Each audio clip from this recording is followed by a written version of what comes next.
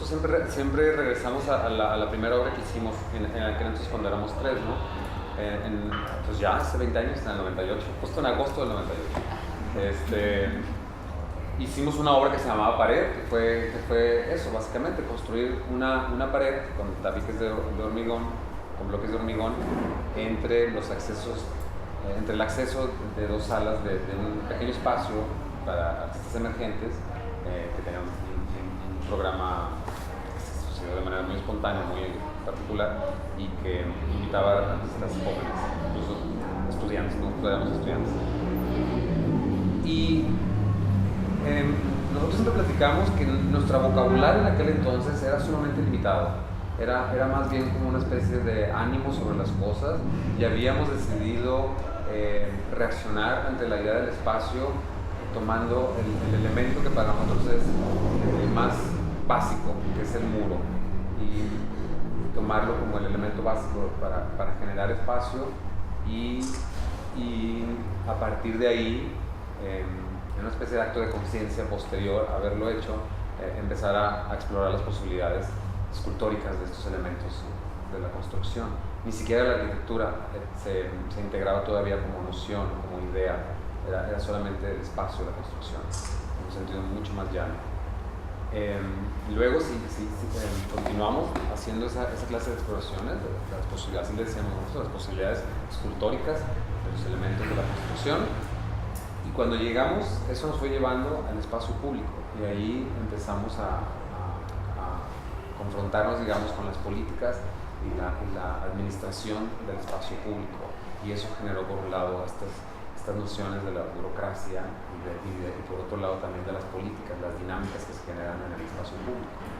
Y luego cuando también en eso mismo el urbanismo por un lado, la urbanidad por otro, y la arquitectura, ¿no? Que también parece que es otro de los sistemas que justamente construyen estos sentidos.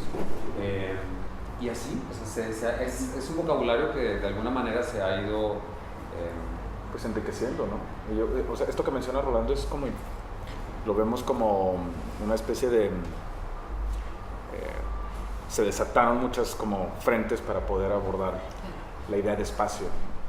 En ocasiones hemos decidido abordar el espacio público tomando en cuenta sus políticas, sus dinámicas sociales, que a final de cuentas tienen que ver también con lo político, pero por otro lado, independientemente de reconociendo también las formas de poder que existen dentro del espacio, ya sea público o privado, la forma en la que la arquitectura se relaciona con el poder, ¿no? Ya sea legal o ilegal, o sea, es decir, hay una serie como de reconocimiento de un contexto o de una especie de escenario enorme, pues, ¿no? Se podría, no lo resumimos así, pero pensamos mucho en la ciudad, o sea, o en la ciudad como una especie de entidad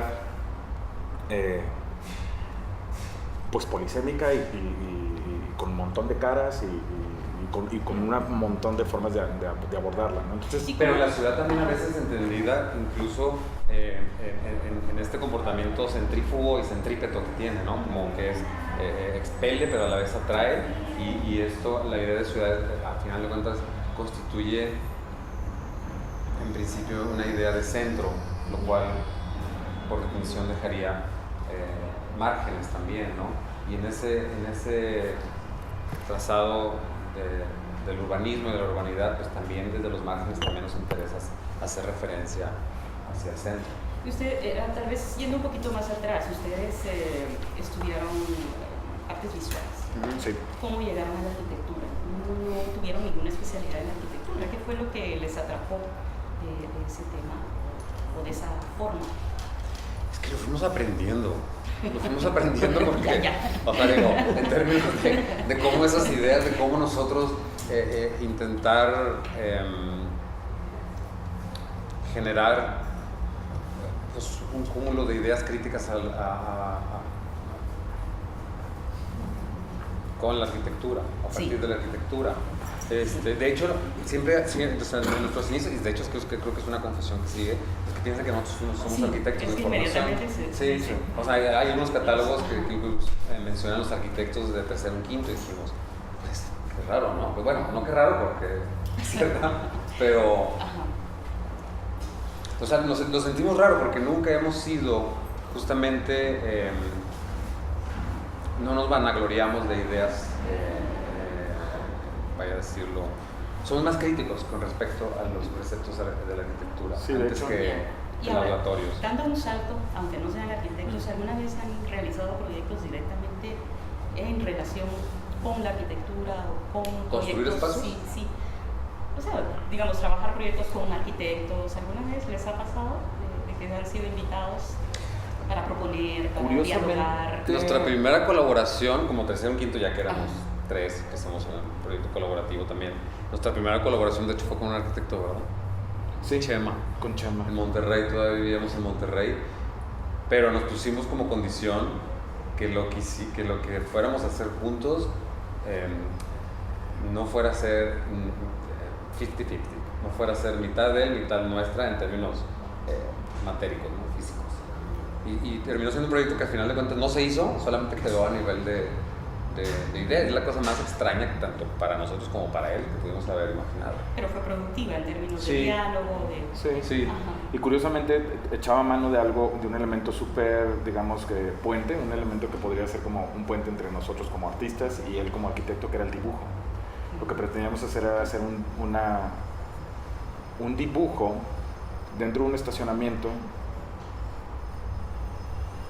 Donde iba a ver, donde iba, es que hay que referirse también a la cultura, que por ejemplo, Laura nos debe entender muy bien porque compartimos muchas similitudes entre Texas y Monterrey. Hay una especie como de histórica relación, casi todo en Monterrey tenemos familiares que viven en Texas, siempre ha habido como una especie de... Y por ejemplo, la cultura del automóvil y de la camioneta poderosa, ranchera, como es un signo de poder, tanto, pues, ¿no? Entonces eso, o sea, sabemos lo que la cultura significa tener un coche con no sé cuántas bujías o lo que sea y que sea súper potente. Entonces lo que nosotros pretendíamos era hacer justamente quemar llanta, le dicen. Quemar llanta antes de arrancar y empezar ahí el dibujo y en el frenado hacer ese dibujo. Medir solamente el espacio del estacionamiento por medio de este acto. Lo que nos obligaba a tener un conductor muy diestro. Para que nos estrellara. Porque la intención era justamente hacer un dibujo que marcara el principio del muro del estacionamiento y el final del... O sea, medirlo, pero con otra unidad de medida, ¿no? Que podría ser como la actitud ante la vida, ante la ciudad. Una de las cosas que siempre se ponen como estas etiquetas, a veces son inútiles, otras pueden ser muy útiles. Pero en el caso de ustedes, siempre lo relacionan con estos proyectos que les llaman colaborativos. ¿Se sitúan dentro de esto? ¿Cómo lo desarrollan? ¿Cómo lo piensan? ¿Entre nosotros o cuando los proyectos desatan ciertas formas de apropiación? Sí, ¿hasta dónde llega esa colaboración? ¿Qué implica esta idea del proyecto colaborativo? Hacia el interior, para nosotros, es curioso porque también siempre hemos reconocido que la forma en la que empezamos a producir arte fue de manera colectiva. O sea, fue formativa en la universidad. Los maestros que fueron como muy importantes para nuestra formación como universitarios, ellos también venían de colectivos. Y en la Universidad Autónoma, en la Universidad Pública de Monterrey, había una larga tradición no muy reconocida, sobre todo a nivel nacional en México, de la colectividad. Pero es curioso, ¿no? Porque la colectividad era más bien, surgía, creemos nosotros, más bien por una necesidad de diálogo, antes que de pensar en la colectividad como formas confrontadas, ¿no? Pero sí había una confrontación, sí. Que de hecho nosotros también de alguna manera mamamos en la universidad, que era la idea de hacer a un lado la idea del artista solitario y genial, cuya biografía era importante para el arte, ¿no? y su trabajo. Entonces yo creo que sí había una... no estamos hablando de una cultura, de una historia de manifiestos, pero sí había una posición de cómo hacer a un lado estas Ahora estamos hablando de un mundo muy underground, estamos hablando de la cultura local, oficial en Monterrey, porque en los pocos museos que había en ese entonces, las pocas galerías que había en ese entonces, no tenían ni siquiera contacto con esto que estaba sucediendo, ¿no? No los conocían. Todo era como más en la universidad, y ellos optaban como el espacio público porque era la opción justamente para contraponerse a esas estructuras institucionales. Pero al mismo tiempo era algo que estaba pasando no solo en Monterrey, estaba pasando en la ciudad, estaba pasando en Tijuana, con todos los insights, digamos, esta idea de lo colaborativo se estaba como diseminando por todos lados, era un panorama increíble. Alguna vez un artista, colega, nos preguntó que si la idea de la colectividad tenía que ver o tenía una raíz, digamos, como de posicionamiento, ¿cómo decirlo? Pues una agenda. Esto que hablábamos un poco hace un momento, una agenda de tipo como manifiesto, política, respecto a la manera en la que hay que hacer arte con una sociedad determinada, un grupo social determinado. Y a nosotros, o al menos con ese nivel de conciencia, ¿no? Exactamente, o al menos una conciencia, decíamos nosotros, pues no, o sea, más bien somos colectivo porque, pues como dice Rola, ¿no? Como apunta Rola, pues es que así nos educaron, así fue la educación en la Facultad de Artes Visuales, es decir, nuestros maestros tenían colectivos, para nosotros era normal y sí fomentaron mucho el diálogo, la conversación que era como necesaria para que las ideas pudieran tener tenían que estar como coacheadas, ¿no? Es decir, tenían que estar como trabajadas y la mejor forma de trabajarlas era platicándoselas a tus compañeros de clase, platicándolas entre uno, platicándoselas a los profesores. Entonces, de alguna manera eso genera coincidencias y al final, pues, colectividades, ¿no? Es decir, sí, grupos afines o personas afines que nos empezamos a reunir. Y de hecho en la facultad, cuando el colectivo se formó, más bien el rollo era como hacer la tarea. Era muy estudiantil todo. Sí, esto como hacer la tarea, pero en el plano de lo real, no los cuadernos, sino pues qué tal que si hacemos una instalación en el espacio público, qué tal si hacemos un performance en tal lugar, o qué tal que hagamos un video. Era un asunto totalmente explorativo de los medios también. O sea, no teníamos la conciencia de que estuviéramos generando un cuerpo de obra, por ponerlo de una manera como más llana, más burda, no sé. Todo era exploraciones como estudiantes que estábamos interesados en esos posibilidades que por supuesto también nos ofrecía pues no sé, el arte conceptual, por ejemplo, ¿no? Cuando empezamos a revisar, porque la facultad tenía una especie como muy esquizoide, porque por un lado había una parte de maestros que eran sumamente tradicionales, que demandaban que dibujaras la florecita tan perfecta, si no te podías parar no te podías salir del salón. Y por otro lado teníamos otro grupo de maestros que decían, lo manual no sirve de nada, denle una patada a eso, porque más bien las posibilidades del arte conceptual te abre muchísimas posibilidades en lugar de cerrártelas como la arte. Entonces fuimos formados también en esa especie de cosa bicéfala, unos tiraban para otro lado. Sí. Y más en México, que unas tradiciones enormes entre los dos vías, ¿no? Exacto. Sí. Y pues para ponerlo así en bruto, pues fue un resultado de todo eso, ¿no? Una especie de experimento también de varios involucrados. Ahora, antes de entrar en materia del proyecto que los trajo aquí a Guatemala, me gustaría como explorar un poquito como sobre esta palabra que seguro va a salir más en la conversación, que es la idea del patrimonio.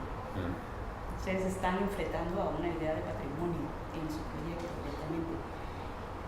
Por el hecho de que es un proyecto vinculado a la figura de Carlos Mérida, pero también a estas ideas de reproducir humor, que no, lo que hablábamos, ¿no? De que no es necesariamente una restauración en términos clásicos y tecnológicos, sino a nivel memoria, ¿no? Lo que pueda significar traer esa imagen a este país donde tenemos un conflicto constante con el patrimonio, con la idea del patrimonio local. ¿Qué se han encontrado en ese sentido? ¿Han tenido conversaciones sueltas? ¿Qué están elaborando sobre esta idea o sencillamente todavía no? Pues muy probablemente para el caso particular de este proyecto y que está obviamente muy, muy vinculado a la figura de Carlos Mérida.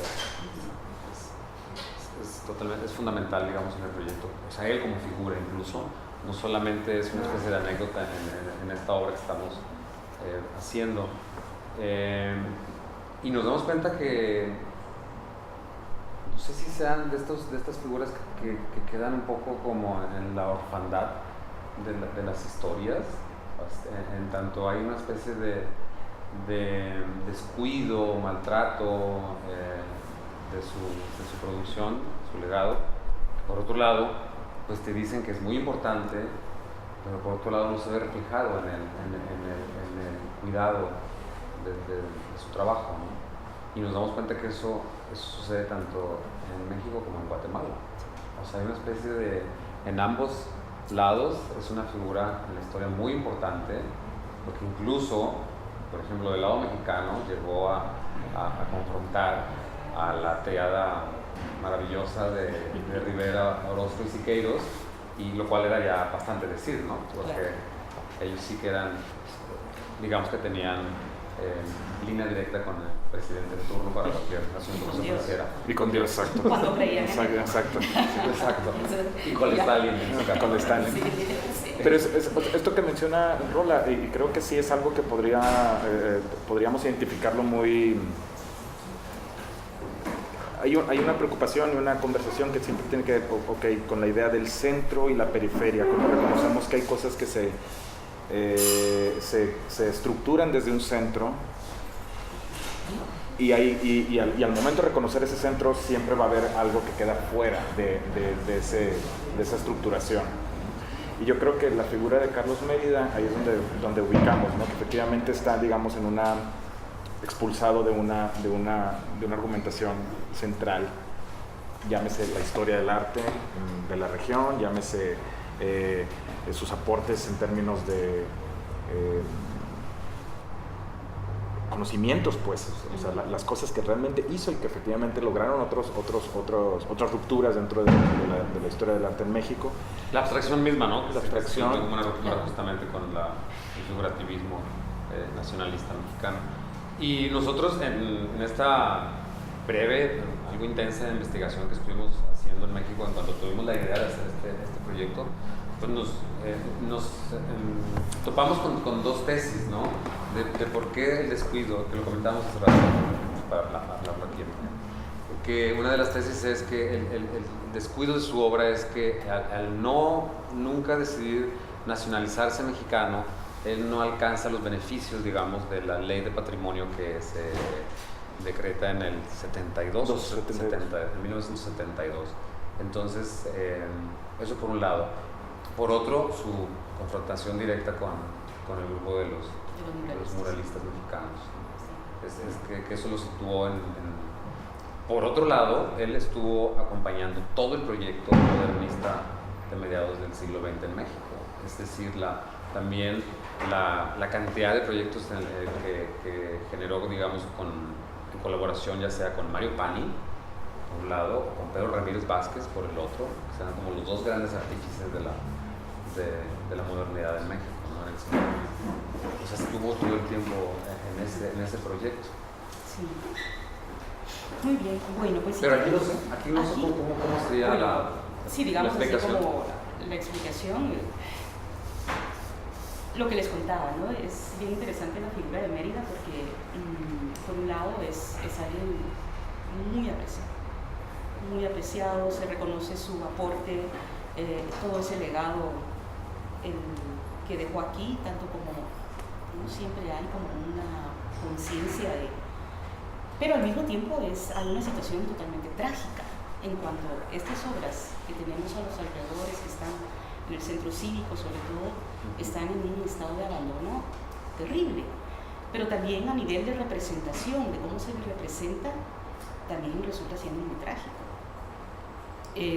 Digamos, para mí siempre me ha parecido como que habría que revisar, es un buen momento para revisar la manera en que se le representa, de hecho, en el Museo de Arte Moderno. Un poco la historia de cómo llega no sé si ustedes tuvieron oportunidad al museo, ¿no? Yo fui hace pero como 4 años. Bueno. La familia de Mérida donó una serie de serigrafías, obras preciosas.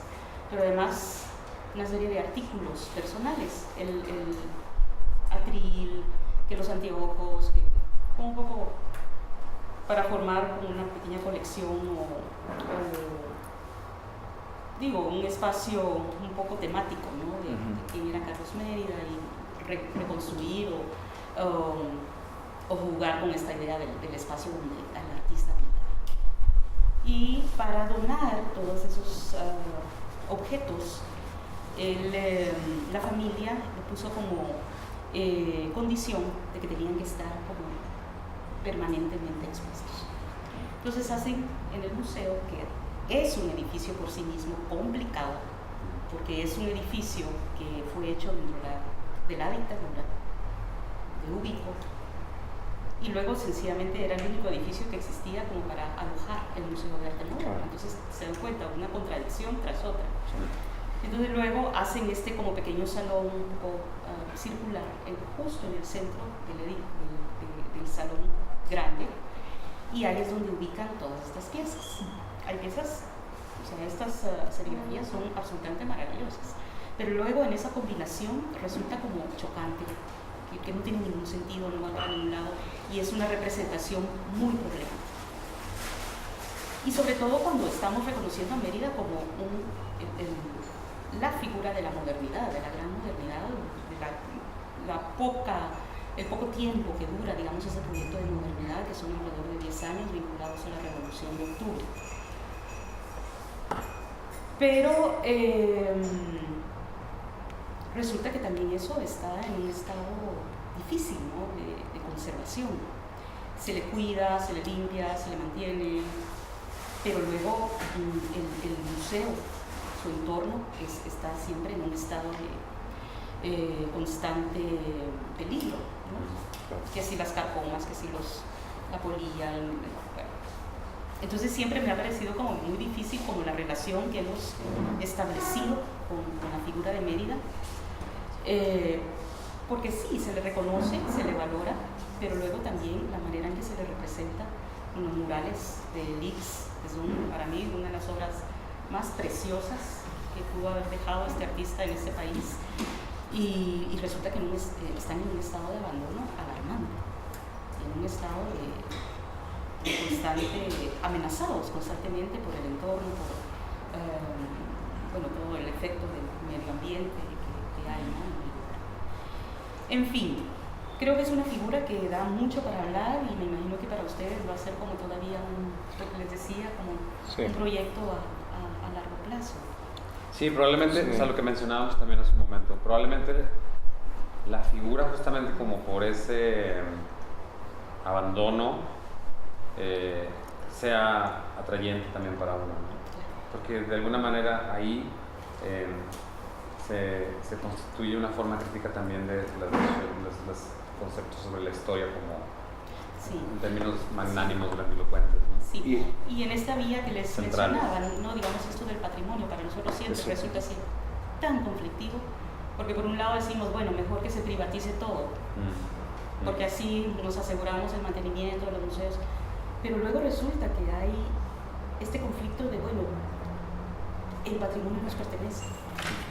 ¿Quién es el patrimonio? Son las preguntas que necesitamos hacer. Exacto. Ahorita que mencionabas esto del patrimonio, y es una conversación que hemos tenido con muchos otros proyectos, pues la idea de qué significa el patrimonio, qué relación tiene ese ejercicio, digamos, con la memoria, y también cómo es que el patrimonio también sirve para ciertas formas o ciertos poderes para argumentar o para dictar qué es memoria y qué otra cosa no es memoria, ¿no? Y qué es necesario conservar y qué otra cosa no es necesario conservar. Entonces, en ese, digamos, como reconocimiento es un concepto, una palabra clave en mucho del diálogo que hemos tenido al interior del tercero, un quinto, pero también es una que podemos reconocer con distintas caras, pues, y que son delicadas unas y otras, porque pareciera ser que por un lado el patrimonio tiene un sentido, digamos, no sé si decirlo puro, pero sí hay como una idea como una especie de deseo genuino de que la idea de lo patrimonial o el patrimonio sea algo que sirva para todos, que esté al servicio de una cultura abarque a una cultura lo más extenso posible.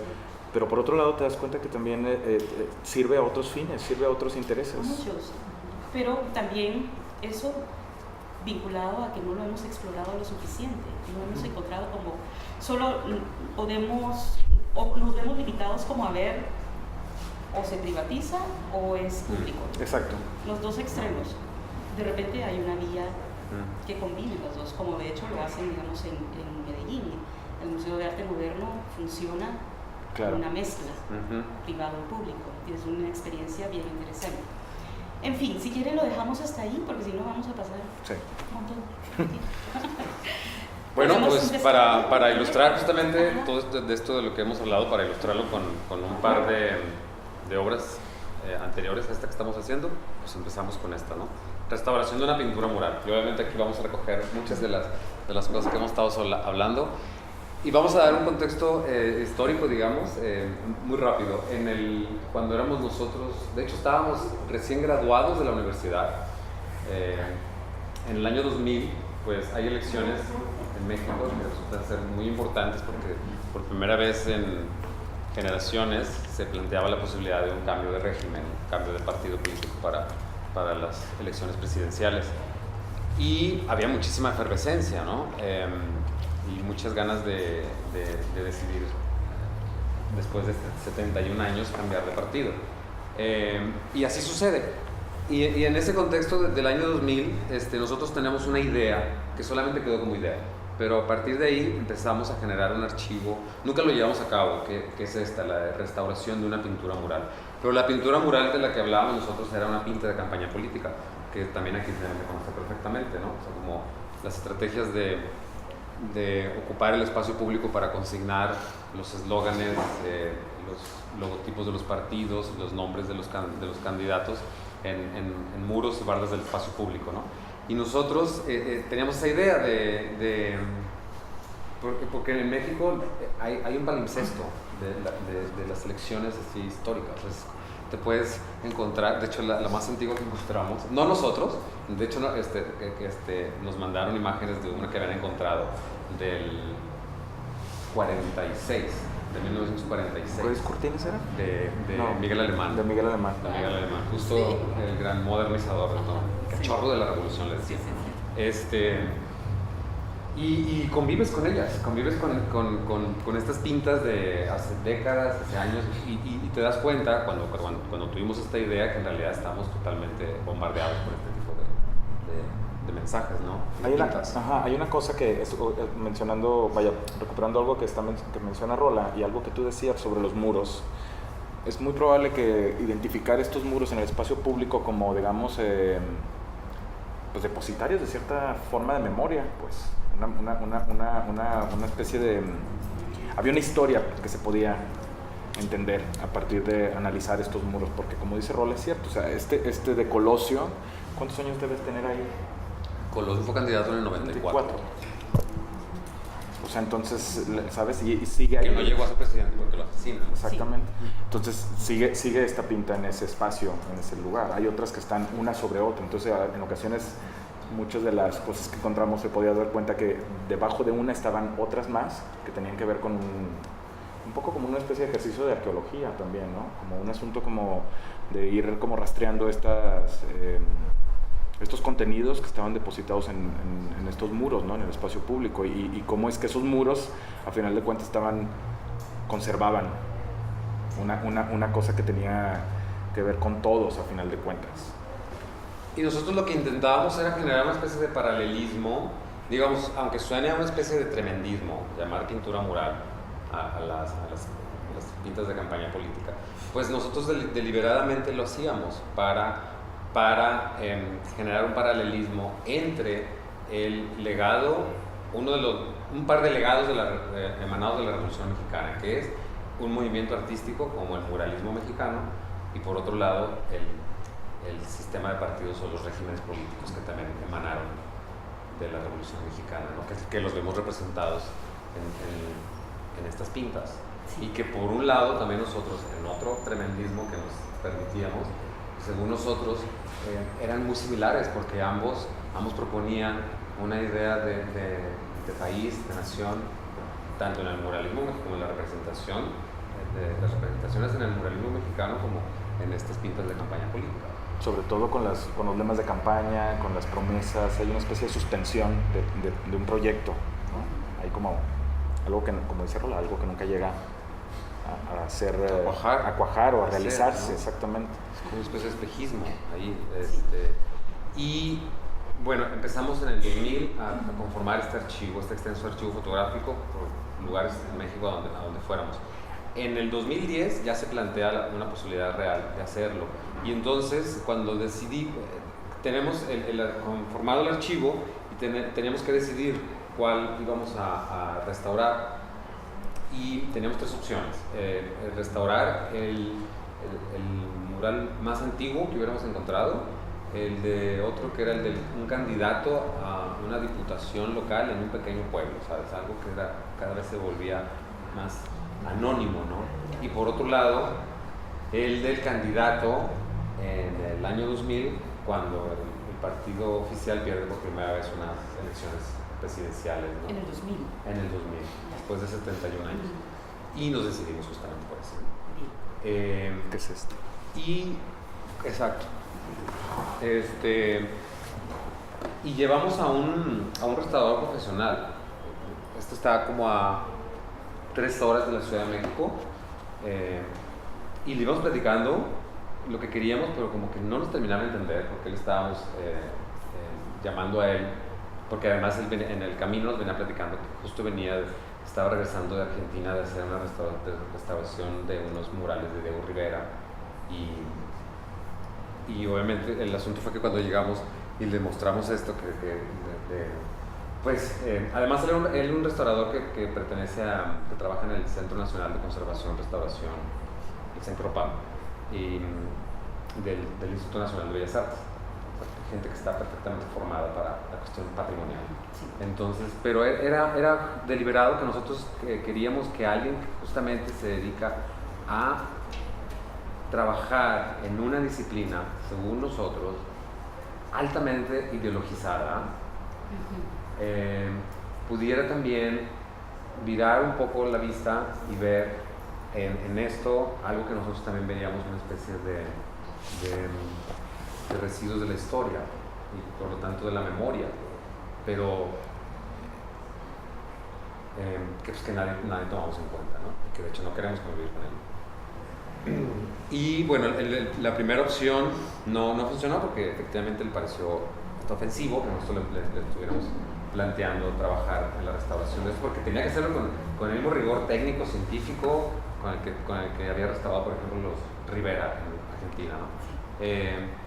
Total, luego dimos con esta persona que trabaja Claudio Hernández, que trabaja de hecho en el Departamento de Conservación del Museo Universitario de Arte Contemporáneo de la UNAM. Y pues él, que venía también ya de otra formación, de otra generación, pues le parecía novedoso, pero sí, le parecía también muy atractivo, ¿no? Pero de alguna manera estaba más familiarizado por el hecho de trabajar en la... Sí, y que de alguna manera también, o sea, tomó a bien, pues, efectivamente formularse preguntas alrededor de su profesión, alrededor de su práctica, en términos de ideas, de compromiso, digamos, como profesional, pues, o sea, qué significa conservar, qué significa rescatar esto, y entendía perfectamente bien lo que nosotros queríamos hacer con el proyecto, ¿no? De hecho, y los dos asistentes también, trabajar con ellos fue como muy interesante, ¿no? Sí, porque eran chicos que recién se estaban graduando de la escuela del ENCRIM.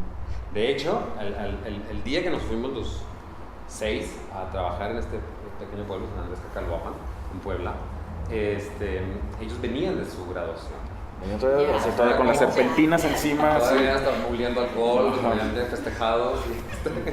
Qué alegre. Ajá, entonces en esta especie de anécdota, pues no sé, recuperamos algo, ¿no? Al final de cuentas es su primera experiencia ya como graduado de la formación de la Escuela Nacional de Conservación. Algo que ustedes siempre están mencionando es que, digamos, en estos casos también se ha dado ese espacio de negociación. Pero en el primer caso era como imposible, fue imposible, esencialmente la ortodoxia, la ideología pesada no permitió ningún tipo de intercambio. Exacto, de conversación, de diálogo, como dices, exacto, claro. Sí, y ahí sí, esta palabra clave, ancla, ¿no? Negociar, es bien importante porque nos permite efectivamente también poner a prueba las ideas, ¿no? Es decir, ¿qué tanto podemos estirar aquello que estamos planteando ya en diálogo con alguien más que también efectivamente le estamos dando la oportunidad de entrar, ¿no? Pues en esta conversación con Claudio Hernández fue bien interesante porque él de hecho también nos sugería ciertos métodos de restauración, algunos mucho más agresivos, otros casi como de rescate, ¿no? O sea, muy, muy mínimo. Entonces era él obviamente nos hacía ver que cualquier decisión que tomáramos iba a tener un peso en términos conceptuales, en términos de ideas. Es decir, ¿qué tanto vamos a intervenir esto que queremos rescatar? ¿Qué significa para ustedes qué tanto vamos a rescatar? Porque entonces ahí lo que está en juego es esa palabra, la memoria. ¿Qué tanto queremos que esto esté de vuelta o que se mantenga de alguna manera conservado únicamente? Es decir, había todo a través de un ejercicio, digamos, técnico, se revelaban otra clase de cosas que tenían que ver con las ideas. Y la subjetividad. Y la subjetividad, exactamente. Otro evento que también fue como muy interesante, que también nos interesó mucho, y de hecho en el proyecto editorial que se produjo de este proyecto, de esta intervención en el sitio, es la experiencia que tuvimos con la propietaria de la casa donde encontramos esa pinta, ¿no? Ajá, Otro tipo de negociación. Ajá, claro. Y otro tipo de experiencia muy reveladora también en otros sentidos, porque señora María Luisa se llama ella, y pues cuando llegamos perfectos desconocidos. Es una casa que está a orillas de una carretera. Este tipo de pueblos que crecen alrededor de las carreteras, como una especie de dinámica económica que se genera en las carreteras, ¿no? Entonces llegamos, le platicamos, obviamente estaba confundida, pero una persona muy generosa, muy amable, nos permitía hablar, explicarle por qué era importante el proyecto para nosotros. Y ella se suelta, ¿no? Dice, no, pues murales son los que yo recuerdo de niña, porque yo estudié en un colegio donde ahí sí había murales de José Clemente Orozco. Y esos para mí sí son murales. No esto que ustedes me dicen que sería también un mural. Y luego nos platica la anécdota de cómo es que esa pinta llegó ahí al muro de su casa. Ella platicaba que fue al mercado y cuando regresó ya tenía eso en su casa. Wow. Entonces, pues es típico el autoritarismo, la forma de también de este sistema de partidos y del uso del espacio público para... De apoderarse del espacio público. Claro. Entonces es que ni me pidieron permiso y ni siquiera me pagaron, porque obviamente siempre también hay una especie de contrato económico en muchas ocasiones para si tú quieres rentar tu espacio, pues te pagan por eso, sí. ¿no? Entonces ella no vio ni otro beneficio, ¿no? Entonces es una anécdota que parece nimia en algún sentido, pero para nosotros sí ilustra otra de los componentes que nos interesaba abordar en este proyecto, ¿no? La consigna de discursos políticos en el espacio público, incluso hechos de manera totalmente autoritaria o manejados de manera totalmente autoritaria. Y bueno, pues es una pequeña selección de cómo van trabajando los restauradores. Pero, me parece que es como el proyecto que define esa línea de trabajo y el modelo de trabajo que luego continuaron haciendo. Me parece como que es como la retícula. Ese fue el primero, ¿verdad? Sí, de alguna forma. Sí, este componente, bueno, por volver a mencionar, ¿no? Palabras claves, hashtag tú decías, ¿no? Palabras claves para... exacto, funciona, esa idea de la memoria, ahí tuvo un espacio enorme, pues, es decir, ¿qué significa? Pero también era, ¿desde dónde la agarras? También, ¿no? Nosotros decidimos agarrarla desde esa idea de una historia, de una memoria política que se encuentra en el espacio público, que convive con todos, pero que de alguna forma influye en la conformación de sociedades, ¿no? Entonces, la forma en la que nos relacionamos con esa poderes partidistas, idea de poder, o sea, administración de recursos de todos, no sé, hay una serie de argumentos que están planteados, digamos, desde ahí, desde el espacio público, con algo tan sencillo como es poner el nombre del candidato, el logotipo del partido y aquello que te voy a prometer que no va a llegar, ¿no? O sea, de alguna manera hay como una especie de... Y es una estrategia tremenda. José Woldenberg escribía sobre eso. Que además cuando lo fuimos, el proyecto editorial fue también muy bonito para nosotros porque según nosotros este proyecto, muy ambicioso para nuestra práctica en ese entonces, atraía diferentes análisis y lecturas que rebasaban los específicos del arte, de la crítica o la teoría en el arte, ¿no? Por eso veíamos que se puede hacer un análisis histórico de la política en México o una especie de historia sobre la democracia en México, un antropológico, porque también escribe un antropólogo, siempre con la pregunta de ahí hay un evento político, hay un evento histórico, hay un evento antropológico, y esa era la forma en la cual invitábamos a las personas. Y José Woldenberg, que de hecho era el ciudadano presidente del Instituto Federal Electoral en las elecciones del 2000, es al que invitamos a que escriba ese análisis, que es un escritor muy reconocido y que siempre está hablando sobre la cultura de la democracia, la historia de la democracia en México, ¿no? Con todo lo que implica partidos, regímenes, todo esto, ¿no? Entonces el proyecto editorial no es uno ilustrativo en términos convencionales ni solamente del proyecto en sitio, ni de la expo que luego hicimos. Ahí viene otra dimensión, hicimos en la Sala de Arte Público Siqueiros. A eso iba, yo te iba a preguntar porque está totalmente... Sí, ajá, o sea, fue esta intervención la hicimos en 3-4 días, en diciembre del 2010. En enero del 2011 estábamos inaugurando una exposición en la Sala de Arte Público Siqueiros, antigua casa de Siqueiros, y ahora convertida en un centro cultural, un espacio para... ¿Vamos a ver imágenes de eso? De eso no tenemos ahí, en esta selección. Pero bueno, lo que la exposición también, digamos que también fue una muy buena coincidencia para nosotros, porque justamente llevar el proyecto a ese espacio, la antigua casa de Siqueiros, era también confrontar otra idea de muralismo, ¿no? Claro. Que era como un punto central en todo esto. Pero la exposición no consistía en solamente en mostrar materiales documentales de la intervención en sitio, sino era activar el espacio también de otra manera. Hicimos un par de talleres, unos talleres con niños y otros con personas viejas. Es que de pronto ya no se puede usar la palabra viejo, ¿no? Porque me parece muy digno, pero tienes que decir adultos mayores o tercera edad o algo así. Pero me parece que hay una belleza en decir viejos. Y era un taller muy básico, era un ejercicio de memoria política.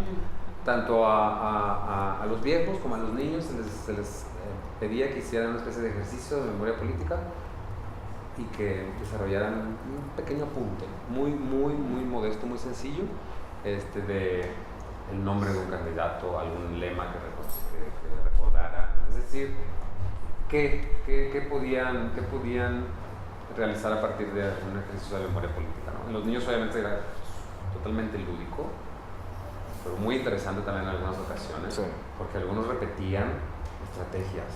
Era como muy... Sí, había una niña que escribió una cosa así como: si votas por mí te voy a dar un frutzi, que es como un juguito de estos escolar, y unas papitas. Ajá. ¿Sabes? Es decir, ya hay una especie como de... Una niña de 6 años. De estrategia adquirida a partir de las formas en las que los partidos operan dentro del espacio público, no solamente las bardas. José Woldenberg lo decía, dice, hagamos un ejercicio de imaginación. Supongamos que no hay televisión, supongamos que no hay radio y que no todas las comunidades tienen acceso, por ejemplo, a la radio, que podría ser lo más, ¿no? Como un medio de comunicación. ¿Qué tenemos? Pues los muros. Los muros de todas esas rancherías y de todos esos pueblos por allá, esos son los muros. Esa era la primera, digamos, fue el primer frente, la primera pantalla donde efectivamente estos partidos políticos encontraron la forma de... Súper eficaz. Exactamente, de verbalizar, de expresar aquello que prometen o aquello que dicen que hay que hacer, ¿no? Entonces... Sí, y a los candidatos, a los grupos políticos no les da por meterse con la naturaleza. Aquí sí. Aquí es alucinante. También hay una pintan piedras, sí, muros, exactamente, sí los hay, carreteras. Pero curiosamente son los menos, ¿verdad? Es que hubo una época que sí fue más así. Sí. Ahora ya no tanto. Ahora ya no tanto, aunque los muros siguen siendo, pues ahora con estas últimas elecciones te das cuenta que otra vez viene toda La maquinaria esa. Sí. Que sigue operando perfectamente. ¿Qué más tenemos que platicar de este proyecto? Ya lo estoy adelantando, así como rápido. Sí, pues para ver Sí. cómo terminó siendo, este fue el resultado. La negociación con la señora Propietaria, doña María Luisa. Doña María Luisa, fue interesante porque dijo, ok, lo hacen, pero y yo lo dejo ahí, Sí. pero ahora sí que me ayudan para borrarlo, porque yo lo que quiero es borrar eso. Es decir, se negoció que fuera temporal. Se negoció que fuera Parecía temporal. justo. Claro, Me parece sí, justo, sí. la verdad. Sí. Entonces, Y consecuente de alguna manera. Desde luego, entonces volvemos otra vez con esa idea de fragilidad relacionada con la idea de memoria, o con nosotros lo que nos cuestionábamos como que es necesario traer al presente de alguna manera, invocarlo, pero que también no puede permanecer siempre aquí, eso se va a disolver de alguna manera, pues va a quedar como fragmentado en un periodo de tiempo, ya no va a estar ahí. Y Por sí, ejemplo, en este concepto del patrimonio, pues la memoria debería serlo, ¿no? Pero no a nivel de discurso político, sino realmente cómo construyes una historia de las cosas también. Para nosotros esta, por ejemplo, ¿no? La memoria política, que además padecen muchísimo, ¿no? Es un grave problema. Sí, lo que pasa es eso, ¿no? Que digamos cuando se habla de memoria a través de los monumentos, la monumentalización de la memoria es algo rígido, incuestionable, inamovible, claro. También ustedes están haciendo como todos estos juegos, como estas posibilidades de tránsito de la memoria que siempre va a variar, siempre va a tener va a activar diferentes maneras de percepción, ¿no? Y de negociaciones, como se llama de negociación, que es al final al principio y al final cómo funciona la memoria, siempre está cambiando, no hay una frontera fija. Exacto, y en ese sentido sí es algo que reconocemos, ¿no? Cuando platicamos mucho sobre cómo abordar esas ideas de qué se sostiene qué tanto tiempo, ¿no? Como ideas o en este caso el concepto de memoria, y cuando efectivamente uno reconoce que la memoria es un asunto como fragmentado y que tiene que ser como conservado incluso así, y que es válido también, ¿no? Tenerlo diseminado. La propuesta más que se está discutiendo hasta ahorita es llevarlos al nuevo edificio, al nuevo aeropuerto que está en construcción. Porque además es la sede de la Secretaría de Comunicaciones y Transportes. Exacto. Y todos los temas en los murales tienen ese... Sí, volviendo a esta idea del patrimonio, ¿verdad? Cómo nos representa. Cuando salió la noticia, yo me recuerdo que me dio así como un vuelco del corazón, de que no es posible. Pero también pensé inmediatamente, bueno, México tiene la tecnología para hacer ese tipo de obras faraónicas. Me recuerdo cuando movieron el mural de Diego Rivera, claro, de la Alameda, eso es alucinante, ver cómo ese tránsito lento era increíble. De hecho, cuando estuvimos haciendo la investigación de este proyecto, cuando fuimos con Ernesto en el Cencropam, ¿te acuerdas? El director del Cencropam nos platicaba que en las bodegas del Cencropam hay muchísimos murales que fueron retirados y que en el 85 había una especie de cuadrilla casi suicida que se metía a los edificios que estaban colapsando o a punto de colapsar, pues, a tratar de rescatar lo mayor, lo que podían, pues, pero bueno, no todos corrieron con esa suerte. Para ejemplo, el Carlos Mérida en el complejo urbano Presidente Juárez. Bueno, pues parece que ya es inminente la demolición y ya están tomando más en serio la idea de retirar cuidadosamente todos estos murales y llevarlos a algún otro lado, ¿no? Pero cuando nos invitan a esta, porque esto fue en el marco de una exposición que tenía que ver con este tema, el SCOP. El SCOP es como se llamaba originalmente, la Secretaría de Comunicaciones y Obras Públicas, que ahora es la Secretaría de Comunicaciones y Transportes. Pues nosotros yendo a visitar el edificio, que además ya estaba totalmente prohibida la entrada a las personas, porque ya estaba en riesgo, Protección Civil dijo ya no se puede entrar ahí, y pues nos damos cuenta que en la explanada se había generado una falla y que había botado las losas había botado cierta cantidad de losas que había desprendido, ¿no? Y decidimos trabajar justo con esas losas que además nos forman parte de, o sea, pues del concepto patrimonial, como en el caso de los murales. Nos interesó muchísimo justamente ese evento geológico que se había generado en ese edificio y ahí en la explanada, porque lo recorría, ¿no? De lado a lado la explanada. Y decidimos, solicitamos el permiso para temporalmente usar esas losas y construir un mural. Construir el mural que aquí tenemos en imagen. Para nosotros era una forma tenía un doble sentido, ¿no? De generar una especie de gesto como de duelo, porque sí fue algo muy trágico. De hecho es el sismo que ya nosotros viviendo en la Ciudad de México más tremendo nos ha tocado. O sea, digo, en el 85 pues éramos unos niños, pero sí nos tocó vivirlo así con la intensidad, ¿no? En términos sociales, políticos, porque además en México todo se politiza, ¿no? Seguramente aquí también. Todo se politiza. Y por un lado decidíamos hacerlo por esta razón, y por otro lado también justamente para contraponer una especie de monocroma dado ya en esas losas, que son piedra volcánica, en oposición a todo esta carga que tiene el muralismo mexicano, ¿no? Sí. Pictórica, formal, sí. figurativa. Cuando vi este proyecto me pareció muy interesante, pero sobre todo esa primera etapa de reconocimiento como de ese, ¿cómo decir? Ese mural invertido. Exacto. Porque es la plaza. No es este espacio vertical, ¿no? El clásico, la clásica verticalidad de los monumentos, sino que es el monumento horizontal. O sea, la importancia que le dan, digamos, en las obras públicas en México a las plazas, los zócalos, nuestras explanadas, que pueden recibir millones de personas, Sí. es tan importante como esa verticalidad. Entonces me pareció como muy interesante en el trabajo de ustedes como empezar como a explorar ese otro terreno. Para nosotros no deja de ser impresionante esto que dices, ¿no? Nosotros al ser de Monterrey no existe esa cultura de la monumentalidad, no existía, ahora por otras razones, ¿no? Pero es que me acuerdo cuando las primeras veces íbamos a la Ciudad de México, decías, pues es caminar tal plaza, pues es caminar esa plaza es como que es enorme, todo tenía que ver con monumental, ¿no? Y te parecía todo fuera de escala humana, a final de cuentas. Miren qué interesante, porque voy a decir una tontería, pero o sea, estamos casi como a la misma distancia, Monterrey y México, el DF, Guatemala, el DF, más o menos la misma distancia, la ¿no? misma. Entonces hay esa cosa de asombro, puede existir ese asombro, ¿no? Cuando te encuentras con este lugar, esta ciudad que es tan impresionante y que todo es monumentos, todo es grande, todo es masivo, todo es... Sí,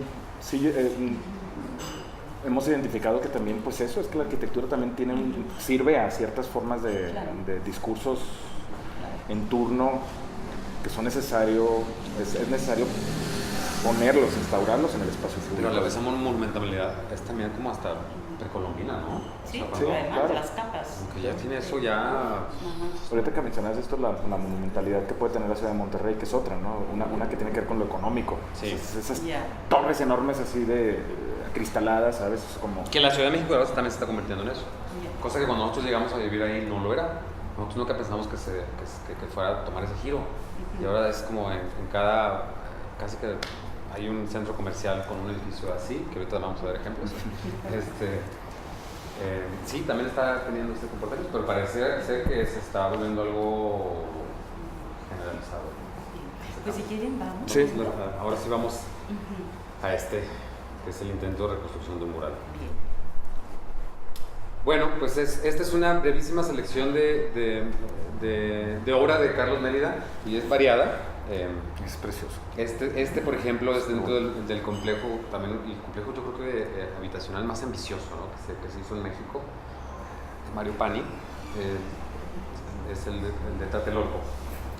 Y el edificio en particular es el edificio de Banobras, donde se le encarga a Carlos Mérida que hiciera este mosaico, que originalmente se hizo con mosaico veneciano, pero que volvemos por un descuido, se perdió Y lo que existe ahora, que sí existe la figura, pero solamente está pintada. Lo demás es una abstracción sobre imágenes de la cultura tolteca, ¿no? Tolteca.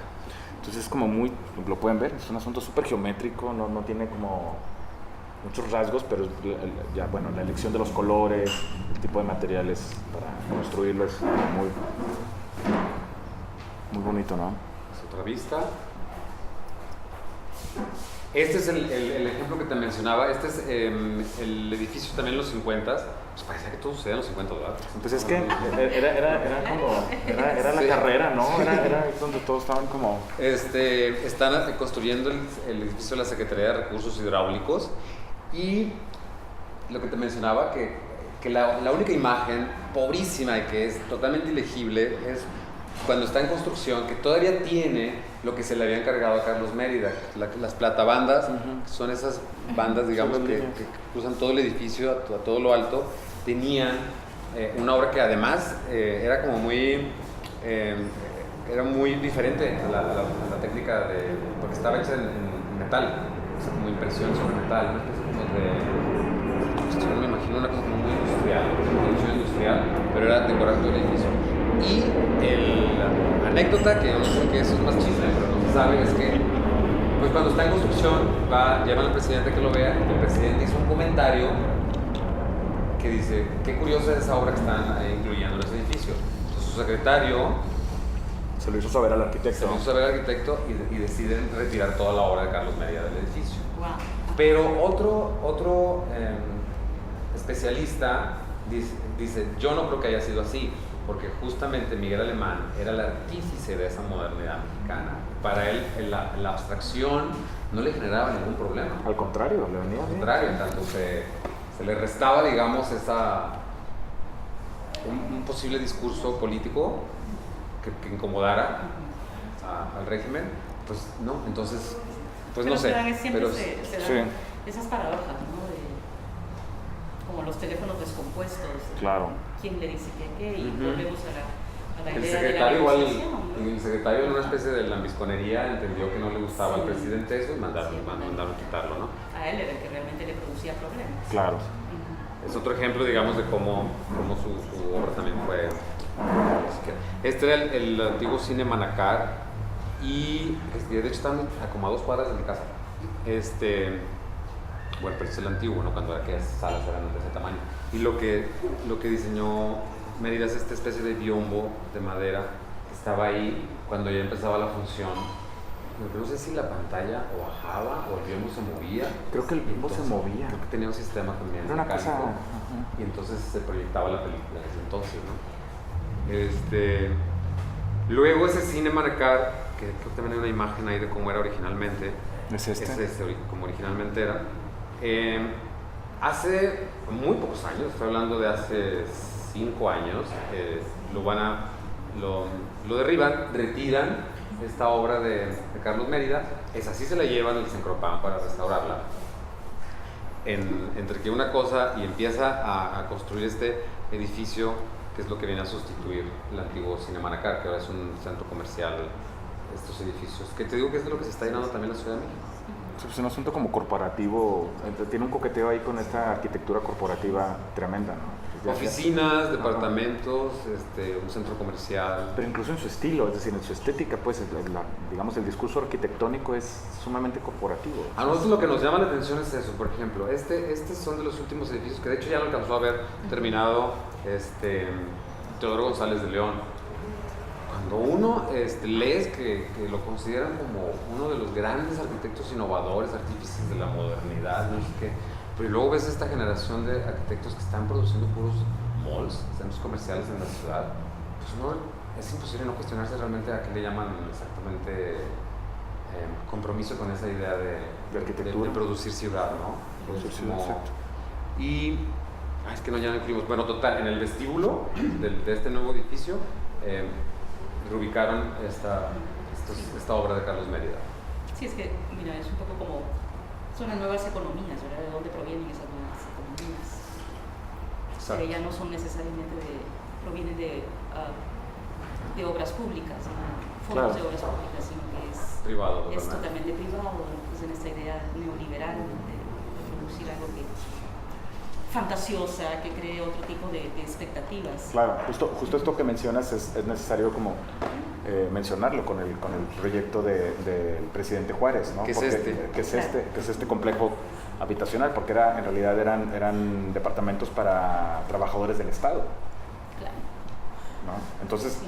que los dineros públicos fueran utilizados para construir un proyecto de esta naturaleza, vivienda para los trabajadores, contratar a un artista como Carlos Mérida para que desarrollara todo un proyecto de integración plástica en los muros, que fue también súper complejo porque no fue para bajar costos en términos de producción, se hicieron dibujos sobre los muros. Creo que hay imágenes ahí también. A ver. Mira abajo. O sea, no fue producido, esos detalles que se alcanzan a ver como esta especie como de... Estos de aquí, que son... No fueron producidos en serie, Ajá. fueron producidos... ¿In situ? In situ, exacto. Hay imágenes también, Entonces, los trabajadores están... Y esa fue una de las razones por las que se volvió fue mucho más complicado rescatar el trabajo, pues. Le pidió a los arquitectos que hicieran un vaciado de concreto mucho más grueso para poder hacer un cálculo de cuánto podía ir hacia abajo. Para hacer un bajo relieve. Exacto. Que también incluían color. Color, exacto. Contrató a pues, artesanos prácticamente, o sea, gente muy diestra con el cincel y el martillo para poder hacer todos estos cortes, digamos, y luego aplicarles el color y dejar las piezas terminadas. Entonces viene el sismo del 85 y se pierde prácticamente todo. Es que no se cae todo, ¿no? Se caen unas partes de unos o algunas de los edificios, pero resulta que todo el complejo habitacional estaba gravemente dañado, entonces demuelen todo. Pero en ese demoler, por ejemplo, a diferencia de lo que está sucediendo con los murales de la Secretaría de Comunicaciones y Transportes, que hay una idea de hay que rescatar primero los murales antes de demoler, en su caso, por ejemplo, cuando vemos imágenes que todavía, mira, por ejemplo, están los daños de uno de los edificios, ¿no? De hecho se alcanza a ver, bueno, muy poquito, pero en las escaleras, si se fijan, hay como Sí. detalles del trabajo que se había hecho. Sí, es absolutamente maravilloso. Sí, era enorme. Era enorme. Además, el asunto de las escaleras era como bien oportuno y muy en sitio, porque también recuperaba el asunto de figuras de Popol Vuh que descendían. Entonces, justamente aprovechaba las escaleras para narrar. En los dos sentidos, ¿no? Como dioses ascendiendo al cielo. Exacto, eran los dos sentidos. Y o sea, era un asunto como muy interesante, pues, en la manera en la que estaba trabajando una abstracción, esto que hablábamos sobre preocupaciones sobre formas de representación precolombinas, ¿no? Una modernidad, un diálogo muy Y te digo, lo que alcanza uno a ver en las fotografías es que al menos se pudo haber salvado,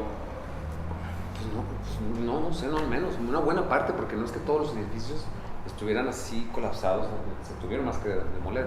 Y no hubo el interés de rescatar lo que clarísimo que se ve, por ejemplo, esto, ¿no? O lo que quedó en pie, pero nunca hubo el interés, por ejemplo, de hacer un rescate. Luego, muchos años después, hubo una especie de intento, pero en realidad no hubo rescate, en realidad hubo una especie como de reproducción. Y solo de estas piezas. Exacto. Solo de las piezas que se veían en los balcones, digamos. Pero es interesante, ¿no, Rola? Cuando uno identifica que muchos de los daños en la Ciudad de México después, o sea, en el 85, estaban de alguna forma vinculados también a la forma en que habían la corrupción, pues, es decir, la forma en la que había sido construidos esos edificios. Era evidente, pues, que muchos edificios se vinieron abajo porque estaban mal construidos. Y muchos de esos edificios eran efectivamente proyectos del Estado, pues. ¿Sabes? Entonces o sea, el asunto del sismo nosotros también lo leemos como algo que pone en evidencia un montón de cosas, al final de cuentas, ¿no? O sea, que te descubre ahí cómo es que se opera, cómo es que se hace ciudad, cómo es que se construye una ciudad, de qué manera se ejercen esos dineros públicos, ¿qué uso le hacen a eso, pues, ¿no? Al final de cuentas. Sí, es que ustedes prácticamente a través de su trabajo es como descubrir esas especies de fisuras, ¿no? Exacto. Y poner un poco el dedo en la llaga, poner en evidencia de cómo se articulan estos sistemas. De hecho, historiadores sí aseguran, por ejemplo, que si el 68 fue como la ruptura total del contrato entre población y régimen, el 85 ya fue así como que, bueno, ya. Porque lo que sacudió fue tal que bueno, se volvió un asunto como muy conocido, de que el gobierno tardó tanto en responder a la tragedia que la gente misma empezó a organizarse y a hacer el rescate de personas, edificios, una especie de organización de la misma gente antes que viniera de la autoridad. Entonces muchos historiadores sí mencionan que el 85 es donde empieza ya a germinarse lo que en el 2000 va a terminar siendo definitivo, que es se supone que iba a suceder en el 90, se supone que sucedió en el 88, con el fraude electoral no reconocido, siempre se ha reconocido que el 88 era justamente el castigo por el 85, pero todavía las elecciones las organizaba el Estado, entonces se cayó el famoso sistema de conteo y se quemaron las boletas y nadie supo nada. Y luego en el 94, pues con el asesinato del candidato, también es Colosio, ¿verdad? Colosio. Sí, que mostramos también una pinta de él. Se menciona que en realidad iba a suceder otra cosa, pero dado el magnicidio que le llaman, la gente con miedo entonces vota por una especie de seguridad. Entonces se va aplazando hasta que de manera irremediable en el 2000 ya se muestra ese rompimiento. Chicos, me da un poco de rabia decirlo, pero vamos directo al proyecto para que nos quede tiempo para conversar con él. Okay. Sí, bueno, y con la idea de un elemento que formaba parte del complejo habitacional Presidente Juárez, que es una copete, le llaman, o es una especie de vista que está en la parte superior de uno de los edificios. La propuesta que nosotros presentamos aquí es hacer este intento de reconstrucción de un mural y hacerlo a partir de materiales de desecho de construcción, lo que aquí le llaman el ripio, siempre se me olvidó la palabra. Sí, ripio. Es que ya no les escombro, ¿no? Sí. Ripio.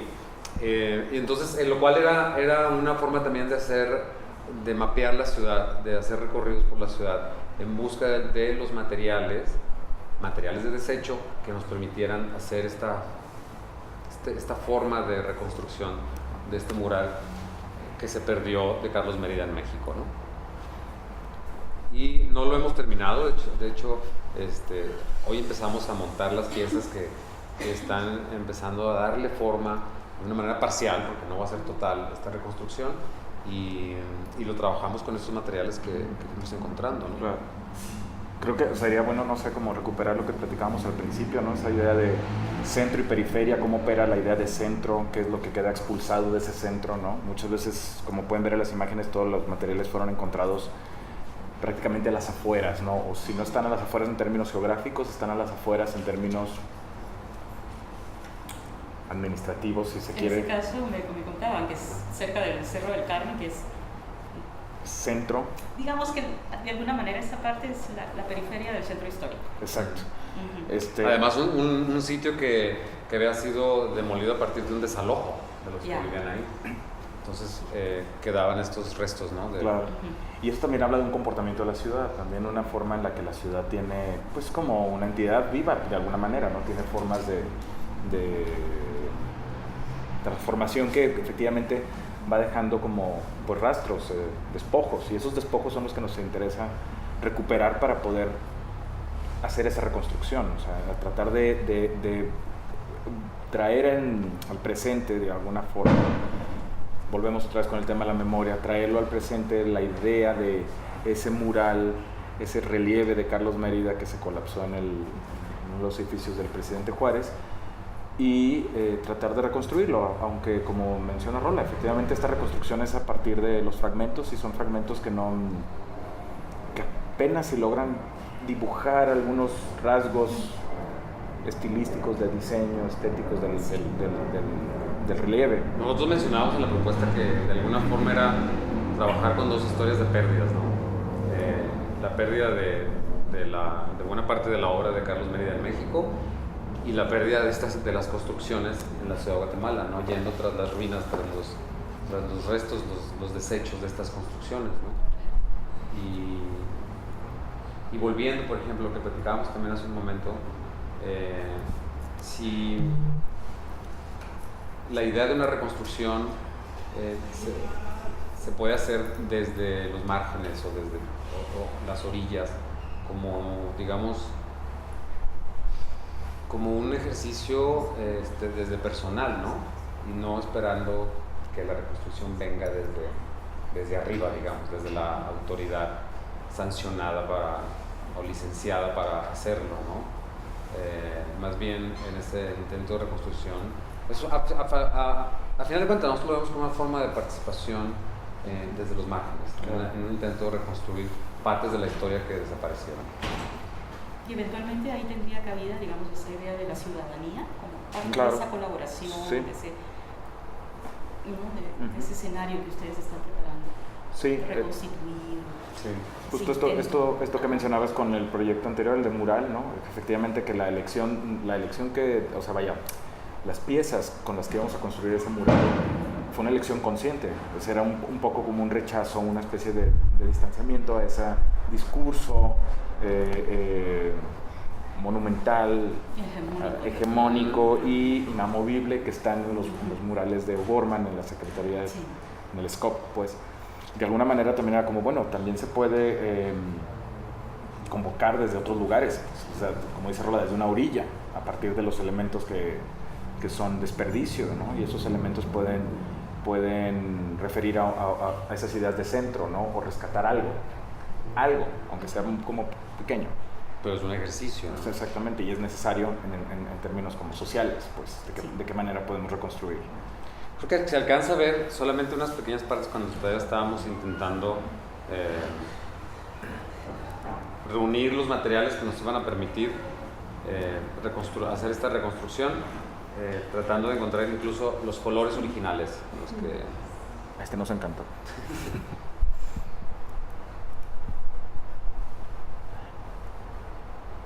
¿Dónde la están montando, la pieza? En Casa Municipal. En Casa Municipal.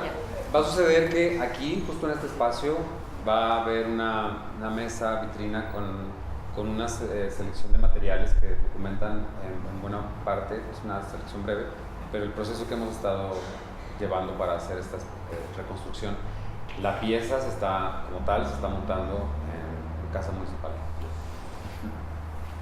Ahí es donde estábamos todavía como clasificando qué tipo de materiales van a servir, cómo los íbamos a trabajar, separándolos por colores, ¿no? Porque también había la posibilidad de decir, bueno, si no conseguimos todos los verdes, que era la idea original, dices, bueno, podemos hacer el azul, por ejemplo, ¿no? Que había otra posibilidad. Teníamos que trabajar un poco como a tientas, porque no sabemos qué tipo de material vamos a encontrar en Guatemala, ni en qué estado, ni cuánto, ¿no? Entonces era como tener por lo menos tres posibles soluciones formales al mismo proyecto de Mérida. Ahí se alcanza a ver muy sí. El que se va a... Es una Coatlicue, es una deidad de la cultura mexica. Y si se fijan, tuvimos mucha suerte pues de encontrar el boceto de Mérida es verde, se pintó efectivamente los relieves del presidente Juárez en color verde. Al poco tiempo, una administración los pintó de color ladrillo, entonces por eso también estamos buscando color ladrillo para ver cualquiera de las dos posibilidades, pero sí encontramos ese verde que se acerca bastante. ese verde. Y entonces a partir de eso empezamos a hacer como este intento de reconstrucción. Y pues la idea sería ir a verlo justamente en sitio, allá en Casa Municipal. ¿Y hay un pequeño avance por ahí? No nos bajamos porque justo hoy empezamos a hacer Ya. podemos estar aquí en el celular. Ya es la sorpresa, bueno. exacto. Bueno, si quieren lo dejamos ahí. Sí. Bien, fantástico. ¿Hay algún comentario, pregunta de parte de los invitados? Pues comentario. Acá y tú allá. Comentario me pareció así bien interesante.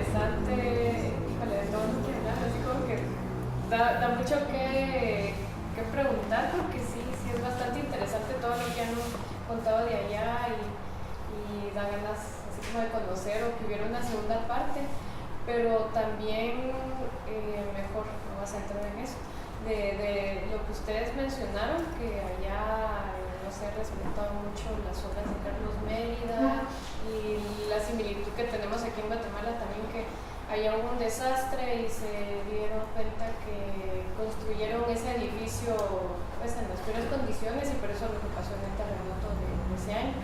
Lo mismo podría decirse acá en Guatemala, lo que pasó con cuando hubo un como deslave, no me acuerdo bien si fue el deslave o algo así, también con lo del volcán de hace poco. Sí. Y entonces dice uno, son cosas que se pueden evitar y no se hicieron, y al contrario, el gobierno no reaccionó.